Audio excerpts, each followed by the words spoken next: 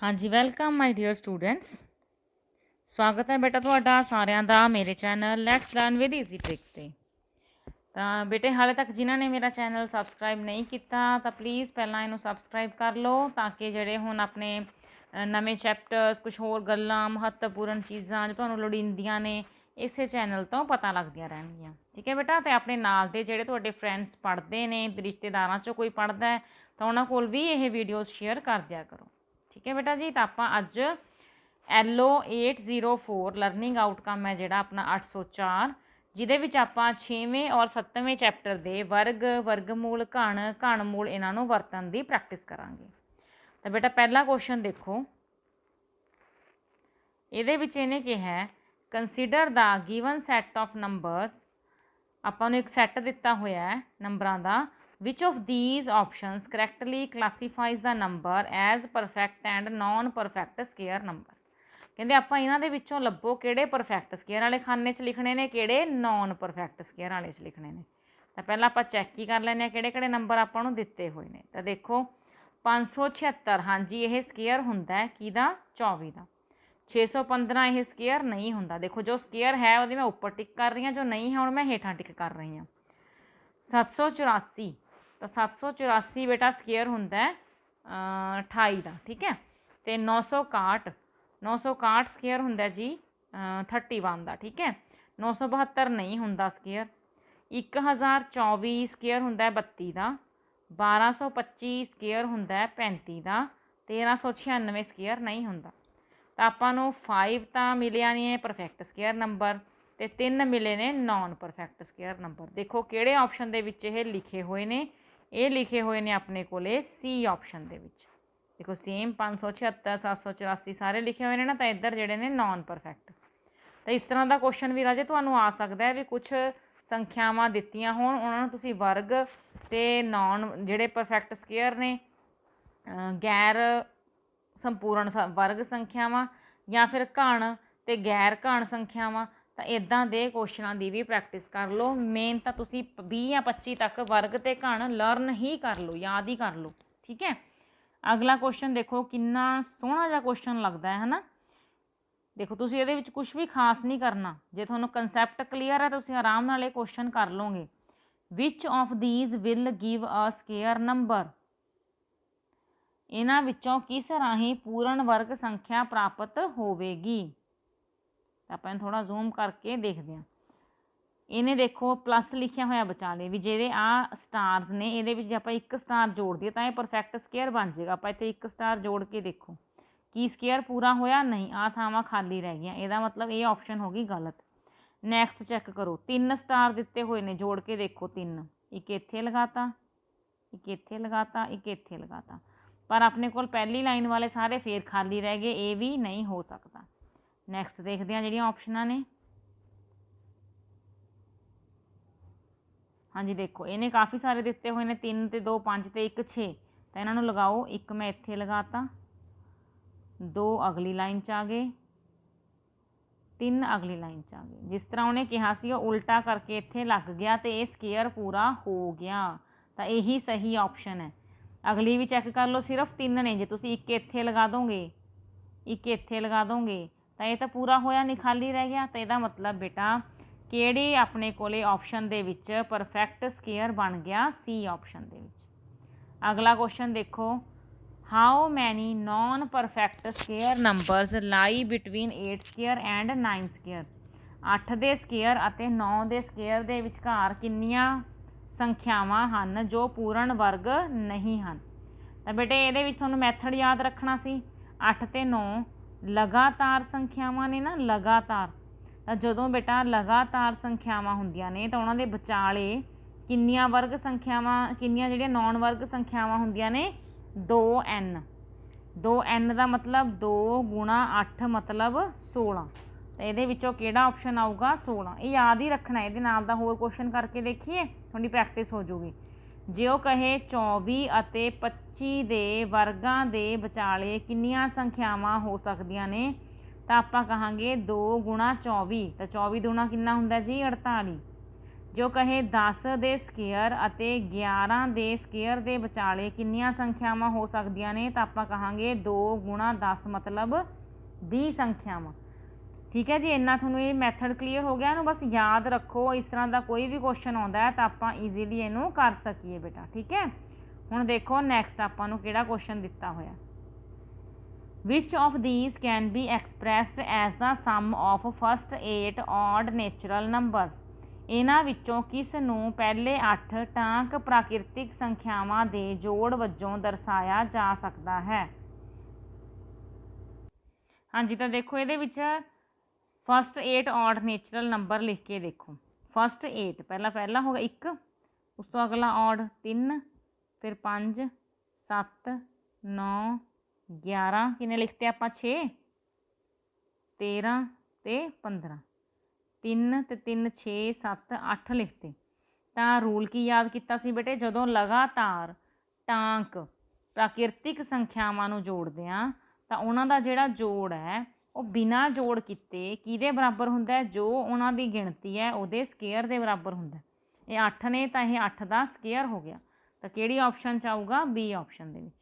ਕੀ ਦੇਖਿਆ ਸੀ ਆਪਾਂ ਵੀ ਜੇ 1 3 5 ਇੱਦਾਂ ਔਡ ਜੋੜ ਰਹੇ ਹਾਂ ਅਤੇ n ਸੰਖਿਆਵਾਂ ਜੋੜ ਰਹੇ ਹਾਂ ਤਾਂ ਇਹਨਾਂ ਦਾ ਜਿਹੜਾ ਸਮ ਹੈ ਉਹ n ਸਕੇਅਰ ਦੇ ਇਕੁਅਲ ਹੋਊਗਾ, ਮਤਲਬ ਜਿੰਨੀ ਇਹਨਾਂ ਦੀ ਗਿਣਤੀ ਹੈ ਉਹਦੇ ਸਕੇਅਰ ਦੇ ਬਰਾਬਰ ਹੋਊਗਾ। ਠੀਕ ਹੈ ਜੀ, ਇਹ ਕੁਐਸਚਨ ਸਮਝ ਆ ਗਿਆ। ਹੁਣ ਦੇਖੋ ਜੀ ਨੈਕਸਟ ਕੁਐਸਚਨ। ਅਗਲੇ ਕੁਐਸਚਨ ਦੇ ਵਿੱਚ ਹੈ if one number of the Pythagorean triplet is 10 which of these are the remaining 2। ਤਾਂ ਜੇ ਪਾਇਥਾਗੋਰੀਅਨ ਤ੍ਰਿਗੁਣ ਦਾ ਇੱਕ ਮੈਂਬਰ 10 ਹੈ ਤਾਂ ਇਹਨਾਂ ਵਿੱਚੋਂ ਕਿਹੜੇ ਬਾਕੀ ਦੇ ਮੈਂਬਰ ਹੋਣਗੇ? ਤਾਂ ਪਾਇਥਾਗੋਰਸ ਥਿਓਰਮ ਤਾਂ ਯਾਦ ਹੈ ਨਾ ਰਾਜੇ ਸਾਰਿਆਂ ਨੂੰ, ਸਮਕੋਣੀ ਤਿਕੋਣ ਦੇ ਵਿੱਚ ਲੱਗਦੀ ਹੈ। ਕਰਨ, ਆਧਾਰ ਤੇ ਲੰਬ ਕੀ ਇਹਨਾਂ ਦੇ ਰਿਲੇਸ਼ਨ ਹੁੰਦਾ ਹੈ? ਕਰਨ ਦਾ ਸਕੇਅਰ ਬਰਾਬਰ ਹੈ ਲੰਬ ਦਾ ਸਕੇਅਰ ਪਲੱਸ ਆਧਾਰ ਦਾ ਸਕੇਅਰ। ਹੁਣ ਜਿਹੜਾ ਉਹਨੇ ਦੇਤਾ ਵੀ 10 ਦਾ ਜਿਹੜਾ ਮੈਂਬਰ ਹੈ ਇੱਕ 10, ਤਾਂ ਆਪਾਂ 10 ਦਾ ਸਕੇਅਰ ਕਰਕੇ ਰੱਖ ਲਓ। 10 ਦਾ ਸਕੇਅਰ ਕਰ ਲਓ, ਕਿੰਨਾ ਹੁੰਦਾ ਜੀ 10 ਦਾ ਸਕੇਅਰ? 100। ਹੁਣ ਬਾਕੀ ਜਿਹੜੇ ਨੇ ਉਹਨਾਂ ਦੇ ਵੀ ਸਕੇਅਰ ਕਰ ਕਰਕੇ ਦੇਖੋ ਜਿਹੜੀਆਂ ਆਪਸ਼ਨਾਂ ਦਿੱਤੀਆਂ ਹੋਈਆਂ ਨੇ। ਪਹਿਲੀ ਹੈਗੀ ਆ 3 ਤੇ 8, 3 ਦਾ ਸਕੇਅਰ ਕਰਾਂਗੇ ਰਾਜੇ ਕਿੰਨਾ ਆ ਗਿਆ? 9। 8 ਦਾ ਸਕੇਅਰ ਕਰਾਂਗੇ ਕਿੰਨਾ ਆ ਜਾਊਗਾ? 64। ਤਾਂ ਕੀ ਆਪਣੇ ਕੋਲੇ 64 ਤੇ 9 ਜੋੜ ਕੇ 100 ਬਣਿਆ, ਜਾਂ 100 ਦੇ ਵਿੱਚ 9 ਜਾਂ 64 ਜੋੜ ਕੇ ਕੋਈ ਹੋਰ ਇਹਨਾਂ ਦੀ ਤੀਜੀ ਸੰਖਿਆ ਬਣੀ? ਨਹੀਂ ਜੀ, ਨਹੀਂ ਬਣ ਰਹੀ। ਠੀਕ ਹੈ, ਤਾਂ ਆਪਾਂ ਇਹਨੂੰ ਰਿਜੈਕਟ ਕਰ ਦਾਂਗੇ। ਨੈਕਸਟ ਹੈਗਾ 6 ਤੇ 8, 6 ਦਾ ਸਕੇਅਰ ਕਰੋ 36, 8 ਦਾ ਸਕੇਅਰ ਕਰੋ 64। ਹਾਂਜੀ, ਇਹਨਾਂ ਨੂੰ ਜੋੜਿਆ ਮੈਂ 100 ਬਣ ਗਿਆ। ਤਾਂ ਦੇਖੋ 10 ਦਾ ਸਕੇਅਰ ਕਿਹਦੇ ਬਰਾਬਰ ਆ ਗਿਆ? 6 ਦਾ ਸਕੇਅਰ ਪਲੱਸ 8 ਦਾ ਸਕੇਅਰ। ਤਾਂ ਇਹ ਤਾਂ ਬਣ ਗਿਆ ਆਪਣੇ ਕੋਲੇ ਪਾਇਥਾਗੋਰਸ ਥਿਓਰਮ ਦਾ ਪੂਰਾ ਕਰਤਾ ਇਹਨੇ ਆਪਣਾ ਰੂਲ। ਤਾਂ ਇਹਦਾ ਮਤਲਬ ਇਹੀ ਇਹਦੇ ਅਦਰ 2 ਮੈਂਬਰਸ ਹੋਣਗੇ। ਨੈਕਸਟ ਤੁਸੀਂ ਕੋਈ ਵੀ ਚੈੱਕ ਕਰ ਲਓਗੇ ਉਹ ਨਹੀਂ ਆਏਗਾ ਬੇਟਾ ਆਪਸ਼ਨ 'ਚ। ਠੀਕ ਹੈ, ਹੁਣ ਲਾਸਟ ਕੁਐਸਚਨ ਦੇਖੋ। Which of the following does not represent the factors of a perfect cube number. ਕਹਿੰਦੇ ਇਹਨਾਂ ਦੇ ਵਿੱਚੋਂ ਕਿਹੜਾ ਹੈ ਜਿਹੜਾ ਪਰਫੈਕਟ ਕਿਊਬ ਨੰਬਰ ਦੇ ਫੈਕਟਰਾਂ ਨੂੰ ਨਹੀਂ ਦਿਖਾ ਰਿਹਾ? ਚਲੋ ਬਣਾ ਕੇ ਦੇਖਦੇ ਹਾਂ। ਪਹਿਲੇ ਦੇ ਵਿੱਚ ਦੇਖੋ 2 ਦਾ ਟ੍ਰਿਪਲੇਟ ਪੂਰਾ ਬਣ ਰਿਹਾ ਹੈ, 3 ਦਾ ਬਣ ਰਿਹਾ, ਤਾਂ ਇਹ ਤਾਂ ਹੈਗਾ ਜੀ ਕਿਊਬ। ਠੀਕ ਹੈ, ਅਗਲੇ ਦੇ ਵਿੱਚ ਦੇਖੋ 6 ਦਾ ਟ੍ਰਿਪਲੇਟ, ਫਿਰ 6 ਦਾ ਟ੍ਰਿਪਲੇਟ, ਫਿਰ 3 ਦਾ ਤ੍ਰਿਗੁਟ, ਇੱਕ 3 ਇਕੱਲਾ ਰਹਿ ਗਿਆ। ਤਾਂ ਇਹੀ ਹੋਊਗਾ ਬੇਟਾ ਜਿਹੜਾ ਨਹੀਂ ਰਿਪਰਜੈਂਟ ਕਰ ਰਿਹਾ factors of a perfect cube. ਬਾਕੀ ਵੀ ਚੈੱਕ ਕਰ ਲਈਏ ਜੀ। ਦੇਖੋ 4 ਦਾ 4 ਤੇ 5, ਇਹ ਤਾਂ ਹੈਗਾ 8 4 5 5। ਤਾਂ ਬਾਕੀ ਸਾਰੇ ਬੇਟਾ ਟ੍ਰਿਪਲੇਟਸ 'ਚ ਸੀਗੇ, ਸਾਰੇ ਕਿਊਬ ਸੀਗੇ, ਬਟ ਆਪਣੇ ਕੋਲੇ ਜਿਹੜਾ ਥਰਡ ਆਪਸ਼ਨ ਸੀ ਉਹ ਪਰਫੈਕਟ ਕਿਊਬ ਨਹੀਂ ਸੀ, ਕਿਉਂਕਿ ਉਹਦੇ ਵਿੱਚ ਇੱਕ 3 ਜਿਹੜਾ ਸੀ ਉਹ ਅਲੱਗ ਬਚ ਗਿਆ, ਉਹ ਟ੍ਰਿਪਲੇਟਸ ਦੇ ਵਿੱਚ ਨਹੀਂ ਆਇਆ। ਠੀਕ ਹੈ ਬੇਟਾ, ਤਾਂ ਇਹ ਵਾਲੀ ਸ਼ੀਟ ਸਭ ਨੂੰ ਸਮਝ ਆ ਗਈ। 6th ਤੇ 7th ਚੈਪਟਰ ਦੇ ਐਲੋਜ਼ ਲਰਨਿੰਗ ਆਊਟਕਮਸ 'ਤੇ ਬੇਸਡ MCQs ਸੀ। ਹੁਣ ਆਪਾਂ ਇੱਕ ਹੋਰ ਨੈਕਸਟ ਕਰਦੇ ਹਾਂ। ਦੇਖੋ ਇਹ ਹੈਗੀ ਆ ਤੁਹਾਡੇ ਚੌਥੇ ਚੈਪਟਰ ਦੇ ਨਾਲ ਰਿਲੇਟਡ। ਠੀਕ ਹੈ ਜੀ, ਤਾਂ ਇਹਦੇ ਵਿੱਚ ਕੀ ਹੈ ਰਾਜੇ? ਇਹਦੇ ਵਿੱਚ ਹੈਗਾ ਹੇਠ ਲਿਖਿਆਂ ਵਿੱਚੋਂ ਕਿਹੜੇ ਇੱਕ ਚਤੁਰਭੁਜ ਦੇ ਕੋਣ ਹਨ? Which of the following are the angles of a quadrilateral. ਤਾਂ ਬੇਟੇ ਐਂਗਲਸ ਆਫ ਕੁਆਡਰੀਲੇਟਰਲ ਤਾਂ ਆਪਾਂ ਨੂੰ ਪਤਾ ਵੀ ਜੇ ਉਹ ਚਤੁਰਭੁਜ ਦੇ ਕੋਣ ਨੇ ਤਾਂ ਉਹਨਾਂ ਦਾ ਜੋੜ ਕਿੰਨਾ ਹੋਣਾ ਚਾਹੀਦਾ ਹੈ 360, ਕਿਉਂਕਿ ਹੋਰ ਤਾਂ ਕੋਈ ਇਸ ਥਾਂ 'ਤੇ ਆਪਣੇ ਕੋਲ ਢੰਗ ਹੈ ਨਹੀਂ ਇਹਨਾਂ ਨੂੰ ਚੈੱਕ ਕਰਨ ਦਾ। ਤਾਂ ਪਹਿਲੇ ਨੂੰ ਚੈੱਕ ਕਰੋ, 60 ਤੇ 60 120, 120 ਤੇ 60 180, 180 ਤੇ 60 ਹੋ ਗਏ 240। ਵੈਸੇ ਵੀ 6 ਚੌਕਾ 24 ਹੁੰਦਾ, ਤਾਂ ਪਹਿਲਾ ਤਾਂ ਨਹੀਂ ਹੋ ਸਕਦਾ। ਦੂਜਾ 90 ਹੈ, 85, 72, 93। ਚਲੋ ਇਹਨਾਂ ਨੂੰ ਜੋੜ ਕੇ ਦੇਖੋ, 5 ਤੇ 2 7, 7 ਤੇ 3 ਹੋ ਗਏ 10, ਹਾਸਲ ਆਇਆ 1। 9 ਤੇ 1 10, 10 ਤੇ 8 18, 18 25, 25 ਤੇ 9 ਇਹ ਹੋ ਗਏ 34। ਤਾਂ ਇਹ ਵੀ ਆਪਣੇ ਕੋਲ 360 ਨਹੀਂ ਬਣਿਆ। ਅਗਲਾ ਚੈੱਕ ਕਰਦੇ ਹਾਂ, 50, 110, 75, 125। 5 ਤੇ 5 10, ਹਾਸਲ ਆਇਆ 1। 5 6 7 7 14, 14 ਤੇ 2 ਹੋ ਗਏ 16, ਹਾਸਲ 1। 360। ਲਓ ਜੀ, ਆਪਾਂ ਨੂੰ ਤੀਜੀ ਆਪਸ਼ਨ ਦੇ ਵਿੱਚ ਪਤਾ ਲੱਗ ਗਿਆ ਕਿ ਇਹਨਾਂ ਦਾ ਜੋੜ ਜਿਹੜਾ ਹੈ 360 ਡਿਗਰੀ ਬਣਦਾ। ਲਾਸਟ ਜੋੜੋਗੇ ਬੇਟਾ ਉਹ ਵੀ 360 ਨਹੀਂ ਬਣੇਗਾ। ਠੀਕ ਹੈ, ਤਾਂ ਇਹ ਤੀਸਰੀ ਆਪਸ਼ਨ ਵਾਲੇ ਐਂਗਲਸ ਕੁਆਡਰੀਲੇਟਰਲ ਦੇ ਹੋ ਸਕਦੇ ਆ। ਅਗਲਾ ਕੁਐਸਚਨ ਦੇਖੋ, ਇੱਕ ਸਿੰਪਲ ਜਰਨਲ ਕੁਐਸਚਨ ਹੈ, ਪੜੋ ਉਹਨੂੰ। ਇਹਦੇ ਵਿੱਚ ਇਹਨੇ ਕਿਹਾ, ਹਾਂਜੀ ਇਹਦੇ 'ਚ ਇਹਨੇ ਕਿਹਾ ਚਤਰਭੁਜ ਵਿੱਚ ਵੱਧ ਤੋਂ ਵੱਧ 90 ਡਿਗਰੀ ਦੇ ਕਿੰਨੇ ਕੋਣ ਹੋ ਸਕਦੇ ਨੇ।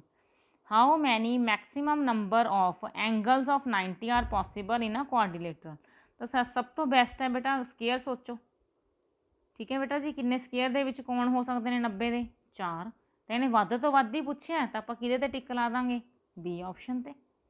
ਅਗਲਾ ਜਿਹੜਾ ਲਾਸਟ ਇਸ ਸ਼ੀਟ ਦਾ ਹੈਗਾ, ਚਤਰਭੁਜ ਦੇ ਕੋਣ 1 2 3 4 ਦੀ ਰੇਸ਼ੋ 'ਚ ਨੇ। ਸਭ ਤੋਂ ਵੱਡੇ ਤੇ ਛੋਟੇ ਕੋਣ ਦੇ ਵਿਚਕਾਰ ਅੰਤਰ ਲੱਭੋ। Angles of quadrilateral are in the ratio 1 2 3 and 4। Find the difference between biggest and smallest angle. ਤਾਂ ਬੇਟਾ ਜਿਹੜੇ ਐਂਗਲ ਆਪਾਂ ਨੂੰ ਰੇਸ਼ੋ ਦੇ ਵਿੱਚ ਦਿੱਤੇ ਹੋਏ ਨੇ ਉਹਨੂੰ ਆਪਾਂ ਲੈਟ ਕਰ ਲੈਂਦੇ ਹੁੰਦੇ ਆ ਐਕਸ ਨਾਲ। ਤਾਂ ਐਕਸ 2x 3x ਤੇ 4x। ਹੁਣ ਆਪਾਂ ਨੂੰ ਇਹ ਪਤਾ ਹੈ ਕਿ ਜਿਹੜੇ ਕੁਆਡਰੀਲੇਟਰਲ ਦੇ ਐਂਗਲਸ ਨੇ ਉਹਨਾਂ ਦਾ ਸਮ ਕਿੰਨਾ ਹੁੰਦਾ ਜੀ 360। ਜੋੜ ਲਓ, 4 ਤੇ 3 7, 7 ਤੇ 2 9, 9 ਤੇ 1 10। ਤਾਂ x ਦੀ ਵੈਲਿਊ ਕਿੰਨੀ ਆ ਜੂਗੀ 360/10। 0 ਕੈਂਸਲ ਹੋ ਗਈ, 36 ਡਿਗਰੀ ਆ ਗਿਆ। ਹੁਣ ਸਾਰੇ ਕੋਣ ਕੱਢਣ ਦੀ ਲੋੜ ਨਹੀਂ, ਸਭ ਤੋਂ ਛੋਟਾ 1 ਵਾਲਾ ਹੋਊਗਾ, ਸਭ ਤੋਂ ਵੱਡਾ 4 ਵਾਲਾ ਹੋਊਗਾ। ਤਾਂ ਇੱਕ ਵਾਲਾ ਤਾਂ x ਹੀ ਆ, ਉਹ ਤਾਂ 36 ਆ ਗਿਆ। ਸਭ ਤੋਂ ਵੱਡਾ 4x ਹੈ, ਤਾਂ ਇਹਨੂੰ 4 ਨੂੰ 36 ਨਾਲ ਗੁਣਾ ਕਰਕੇ ਦੇਖ ਲਓ ਕਿੰਨਾ ਕੋਣ ਬਣਦਾ।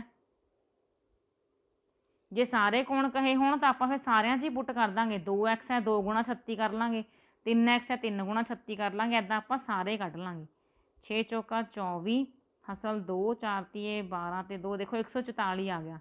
ਸਭ ਤੋਂ ਵੱਡੇ ਤੇ ਸਭ ਤੋਂ ਛੋਟੇ ਦਾ ਉਹਨਾਂ ਨੇ ਡਿਫਰੈਂਸ ਪੁੱਛਿਆ ਸੀ। 14 ਚੋਂ 6 ਗਏ 8, 3 ਚੋਂ 3 ਗਏ 0 ਤੇ 1, 108 ਡਿਗਰੀ ਆ ਜਾਊਗਾ ਆਪਣੇ ਕੋਲ। ਦੇਖਦੇ ਹਾਂ ਕਿਹੜੀ ਆਪਸ਼ਨ ਦੇ ਵਿੱਚ ਲਿਖਿਆ ਹੋਇਆ ਆਪਣੇ ਕੋਲ, ਬੀ ਆਪਸ਼ਨ ਦੇ ਵਿੱਚ। ਠੀਕ ਹੈ ਜੀ, ਇਹ ਸਮਝ ਆ ਗਿਆ। ਹੁਣ ਆਪਾਂ ਨੈਕਸਟ ਸ਼ੀਟ 'ਤੇ ਚੱਲਦੇ ਹਾਂ। ਦੇਖੋ ਇਹ ਆਪਣੀ ਅੱਜ ਦੀ ਇਸ ਵੀਡੀਓ ਦੀ ਲਾਸਟ ਸ਼ੀਟ ਹੈ। ਪਹਿਲਾ ਜਿਹੜਾ ਕੁਐਸਚਨ ਹੈ ਤੁਸੀਂ ਕਈ ਵਾਰ ਸੋਲਵ ਵੀ ਕਰ ਚੁੱਕੇ ਹੋ ਬੇਟਾ। ਸੰਖਿਆ ਰੇਖਾ ਦਿੱਤੀ ਹੋਈ ਹੈ, ਦੇਖੋ ਸੰਖਿਆ ਰੇਖਾ ਆਪਾਂ ਨੂੰ ਦਿੱਤੀ ਹੋਈ ਹੈ। ਕਹਿੰਦੇ ਦੱਸੋ ਕਿਸ ਦਾ ਮੁੱਲ ਜ਼ਿਆਦਾ ਹੋਊਗਾ। Look the number line below which of the following has the greatest value. ਤਾਂ ਰਾਜੇ ਮੈਂ ਇਹਦੇ ਲਈ ਇੱਕ ਸੌਖਾ ਜਿਹਾ ਢੰਗ ਬਣਾਇਆ ਵੀ ਤੁਸੀਂ ਪੀਆਂ ਕਿਊਆਂ ਦੇ ਵਿੱਚ ਉਲਝ ਸਕਦੇ ਹੋ। ਤਾਂ ਵਿਚਾਲੇ ਇਹਦੇ ਕੀ ਹੈ ਰਾਜੇ 0। ਤਾਂ 0 ਦੇ ਲੈਫਟ ਸਾਈਡ ਤੁਸੀਂ -1 ਮੰਨ ਕੇ ਦੇਖੋ, ਰਾਈਟ ਸਾਈਡ ਤੁਸੀਂ 1 ਮੰਨੋ, ਮਤਲਬ ਵੱਡੀ ਵੈਲਿਊ ਨਹੀਂ ਮੰਨਣੀ, 1 ਤੇ -1 ਹੀ ਮੰਨ ਲਓ। ਪਹਿਲੀ ਜਿਹੜੀ ਆਪਸ਼ਨ ਹੈ ਤਾਂ ਇੱਥੇ ਲਿਖ ਕੇ ਵੀ ਰੱਖੋ ਵੀ ਇਹ ਪੀ ਹੈ, ਇਹ ਕਿਊ ਹੈ। ਪਹਿਲੀ ਆਪਸ਼ਨ ਤੁਹਾਡੀ ਹੈ ਕਿਊ ਪਲੱਸ ਪੀ। ਅਤੇ ਜੇ ਤੁਸੀਂ ਕਿਊ ਦੇ ਵਿੱਚ ਪੀ ਨੂੰ ਜੋੜਦੇ ਹੋ ਤਾਂ ਉਹਦਾ ਆਨਸਰ 0 ਆ ਜਾਊਗਾ। ਠੀਕ ਹੈ, ਫਿਰ ਦੂਜੀ ਆਪਸ਼ਨ ਚੈੱਕ ਕਰੋ, ਕਿਊ ਮਾਈਨਸ ਪੀ। ਹੁਣ ਕਿਊ ਕਿੰਨਾ 1, ਮਾਈਨਸ ਦੀ ਨਿਸ਼ਾਨੀ ਨਾਲ ਹੀ ਪੀ ਕਿੰਨਾ -1, ਤਾਂ ਇਹ ਆ ਜਾਊਗਾ 1 + 1 ਕਿੰਨਾ ਬਣ ਗਿਆ ਜੀ 2। ਅਗਲੀਆਂ ਆਪਸ਼ਨਾਂ ਕੀ ਨੇ, ਕਿਊ ਪੀ ਅਤੇ ਕਿਊ ਓਵਰ ਪੀ। ਜੇ ਆਪਾਂ ਕਿਊ ਪੀ ਕਰਦੇ ਹਾਂ, ਇਹਨਾਂ ਦਾ ਪ੍ਰੋਡਕਟ ਕਰਦੇ ਹਾਂ, ਤਾਂ 1 ਦੀ ਗੁਣਾ ਮਾਈਨਸ ਦੇ 1 ਨਾਲ ਕਰਾਂਗੇ, ਕਿੰਨਾ ਆ ਜਾਊਗਾ -1। ਅਤੇ ਕਿਊ ਓਵਰ ਪੀ ਕਰਦੇ ਹਾਂ, ਕਿਊ 1 ਹੈ, ਪੀ -1 ਹੈ, ਤਾਂ ਵੀ ਇਹਦਾ ਆਨਸਰ ਆਊਗਾ -1। ਹੁਣ ਆਪਣੇ ਕੋਲ ਪਹਿਲੀ ਆਪਸ਼ਨ ਦਾ ਆਨਸਰ ਆਉਂਦਾ ਹੈ 0, ਦੂਜੀ ਆਪਸ਼ਨ ਦਾ ਆਨਸਰ ਆਉਂਦਾ ਹੈ 2, ਤੀਜੀ ਆਪਸ਼ਨ ਦਾ ਆਨਸਰ ਆਉਂਦਾ ਹੈ -1 ਅਤੇ ਚੌਥੀ ਦਾ ਵੀ ਆਉਂਦਾ ਹੈ -1। ਤਾਂ ਕਿਹਦਾ ਮੁੱਲ ਸਭ ਤੋਂ ਵੱਡਾ ਹੈ? 2 ਦਾ। ਕਿਹੜੀ ਆਪਸ਼ਨ ਹੈ ਉਹ? Q minus P। ਤਾਂ ਰਾਜੇ ਇਹਨੂੰ ਜੇ ਨਾ ਸਮਝ ਆਵੇ ਤਾਂ ਇੱਕ ਵਾਰ ਫੇਰ ਵੀਡੀਓ ਨੂੰ ਦੇਖ ਲਿਓ, ਇਹਦੇ ਸਮ ਨੂੰ ਦੁਬਾਰਾ ਦੇਖ ਲਿਓ, ਠੀਕ ਹੈ, ਇੰਪੋਰਟੈਂਟ ਸਮ ਹੈ। ਤਾਂ ਕਿਹੜਾ ਸਭ ਤੋਂ ਵੱਡਾ ਹੋਊਗਾ ਜੀ? Q minus P। ਅਗਲਾ ਕੁਐਸਚਨ ਹੈ ਜਿਹੜਾ ਤੁਹਾਡੇ 2017 ਦੇ ਨੈਸ ਵਾਲੇ ਪੇਪਰ ਦੇ ਵਿੱਚੋਂ ਆਇਆ ਹੋਇਆ। ਕਿਹੜਾ ਦੇਖੋ ਇਹ ਕੁਐਸਚਨ, ਉਹਨੇ ਕਿਹਾ ਹੇਠਾਂ ਲਿਖਿਆਂ ਵਿੱਚੋਂ ਕਿਹੜਾ ਇੱਕ ਦਿਨ ਦੇ ਬਰਾਬਰ ਹੈ?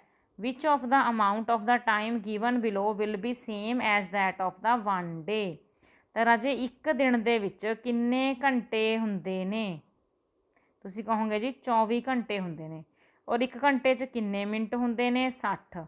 ਤਾਂ ਇਹ ਤਾਂ ਬਣ ਗਏ ਮਿੰਟ। ਜੇ ਹੋਵੇ ਇਕੱਲੇ ਘੰਟੇ ਤਾਂ 24 ਲਗਾਵਾਂਗੇ।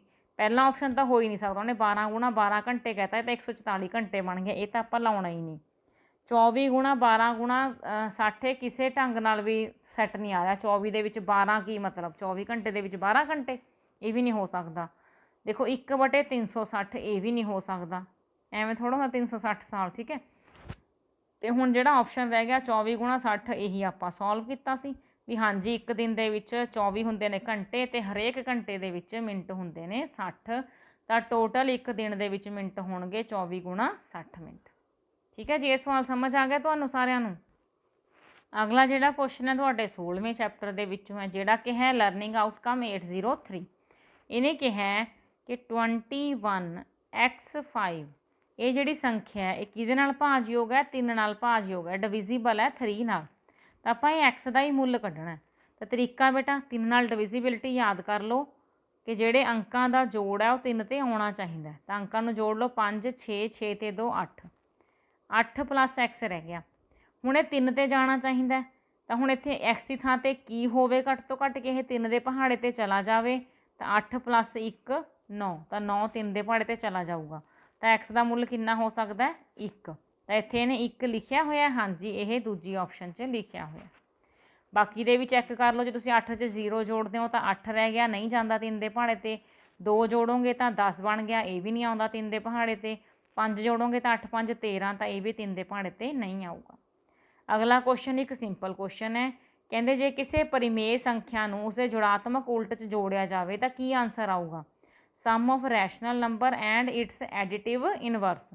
ਤਾਂ ਆਪਣੇ ਦਿਮਾਗ ਦੇ ਵਿੱਚ ਇੱਕ ਪਰਿਮੇਯ ਸੰਖਿਆ ਸੋਚੋ, ਉਹਦਾ ਐਡੀਟਿਵ ਇਨਵਰਸ ਸੋਚੋ, ਜੁੜਾਤਮਕ ਉਲਟ ਸੋਚੋ ਅਤੇ ਉਹਨਾਂ ਨੂੰ ਜੋੜ ਕਰੋ। ਤਾਂ ਇਹਦਾ ਆਨਸਰ ਕਿੰਨਾ ਆਊਗਾ? 0। ਇਹ ਤਾਂ ਹੋ ਗਿਆ ਇੱਕ ਢੰਗ। ਪਰ ਜੇ ਤੁਹਾਨੂੰ ਡੈਫੀਨੇਸ਼ਨ ਯਾਦ ਹੈ ਕਿ ਹਾਂਜੀ ਸੰਖਿਆ ਦੇ ਵਿੱਚ ਜਦੋਂ ਉਹਦਾ ਜੁੜਾਤਮਕ ਉਲਟਾ ਜੋੜਦੇ ਹਾਂ ਤਾਂ ਉਹਦਾ ਆਨਸਰ 0 ਹੀ ਆਉਂਦਾ। ਅਤੇ 0 ਕੀ ਹੁੰਦੀ ਹੈ? ਜੁੜਾਤਮਕ ਤਤਸਮਕ, ਐਡੀਟਿਵ ਆਈਡੈਂਟਿਟੀ। ਤਾਂ ਇਹਦਾ ਆਨਸਰ ਕਿੰਨਾ ਆ ਜਾਊਗਾ? 0। ਰਿਣਾਤਮਕ ਸੰਖਿਆ ਦਾ ਘਣ ਮੁੱਲ ਕੀ ਹੋਊਗਾ? ਇਹ ਤੁਹਾਡੇ 7ਵੇਂ ਚੈਪਟਰ ਦੇ ਵਿੱਚੋਂ ਹੈ। ਦੇਖੋ ਹੁਣੀ ਕੀਤਾ ਸੀ ਨਾ ਲਰਨਿੰਗ ਆਊਟਕਮ 804। ਕਹਿੰਦੇ ਕਿਊਬ ਰੂਟ ਕੀ ਹੋਊਗਾ ਇੱਕ ਨੈਗੇਟਿਵ ਨੰਬਰ ਦਾ।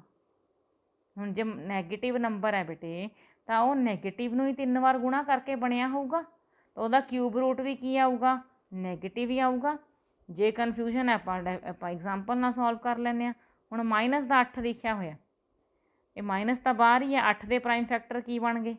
2 × 2 × 2 ਟ੍ਰਿਪਲੇਟ ਬਣ ਗਿਆ। ਅਤੇ ਜੇ ਇਹਦਾ ਕਿਊਬ ਰੂਟ ਆਪਾਂ ਕੱਢਣਾ ਹੋਵੇ ਤਾਂ ਉਹ ਕਿੰਨਾ ਆਊਗਾ ਫਿਰ? ਮਾਈਨਸ ਦਾ 2 ਹੀ ਆਊਗਾ, ਕਿਉਂਕਿ ਮਾਈਨਸ ਤਾਂ ਰੱਖਣਾ ਹੀ ਰੱਖਣਾ ਆਪਾਂ ਨੇ। ਦੂਜੇ ਤਰ੍ਹਾਂ ਨਾਲ ਸੋਚ ਲਓ, ਮਾਈਨਸ ਦੇ 2 ਦਾ ਆਪਾਂ ਕਿਊਬ ਕਰ ਰਹੇ ਹਾਂ, 1 ਮਾਈਨਸ ਕੱਟ ਗਿਆ ਤਾਂ ਕਿੰਨਾ ਆਊਗਾ ਕਿਊਬ? ਮਾਈਨਸ ਦਾ 8। ਠੀਕ ਹੈ, ਤਾਂ ਰਿਣਾਤਮਕ ਸੰਖਿਆ ਦਾ ਜਿਹੜਾ ਕਿਊਬ ਰੂਟ ਹੈ ਉਹ ਵੀ ਕੀ ਹੋਊਗਾ ਰਾਜੇ? ਰਿਣਾਤਮਕ ਹੀ ਹੋਊਗਾ। ਤਾਂ ਇਹ ਸੀਗੇ ਰਾਜੇ ਆਪਣੇ ਅੱਜ ਦੀ ਵੀਡੀਓ ਦੇ ਮਲਟੀਪਲ ਚੋਇਸ ਕੁਐਸਚਨਸ। ਤਿਆਰੀ ਕਰ ਲਓ ਬੇਟਾ, ਇਹਨਾਂ ਦੇ ਨਾਲ ਨਾਲ ਵਾਲੇ ਹੋਰ ਕੁਐਸਚਨਸ ਦੀ ਵੀ ਤਿਆਰੀ ਕਰ ਲਓ ਵੀ ਜਿਵੇਂ ਰਕਮ ਬਦਲ ਕੇ ਦੇਖ ਲਓ। ਜਿਵੇਂ ਹੁਣ ਇਹ ਕੁਐਸਚਨ ਸੀਗਾ ਆਪਣੇ ਕੋਲ 8ਵਾਂ, 3 ਨਾਲ ਭਾਜਯੋਗ ਹੈ, ਤੁਸੀਂ ਇਹਨੂੰ 9 ਨਾਲ ਭਾਜਯੋਗ ਕਰਕੇ ਦੇਖ ਲਓ, 11 ਨਾਲ ਕਰਕੇ ਦੇਖ ਲਓ x ਦਾ ਮੁੱਲ ਕੀ ਹੋਊਗਾ। ਇੱਦਾਂ ਨਾਲ ਨਾਲ ਵਾਲੇ ਕੁਐਸਚਨਸ ਵੀ ਹੱਲ ਕਰ ਦਿਓ। ਠੀਕ ਹੈ ਜੀ, ਅਤੇ ਪੇਪਰ ਦੀ ਵਧੀਆ ਤਰ੍ਹਾਂ ਨਾਲ ਤਿਆਰੀ ਕਰੋ। ਬਾਏ ਬੱਚੇ।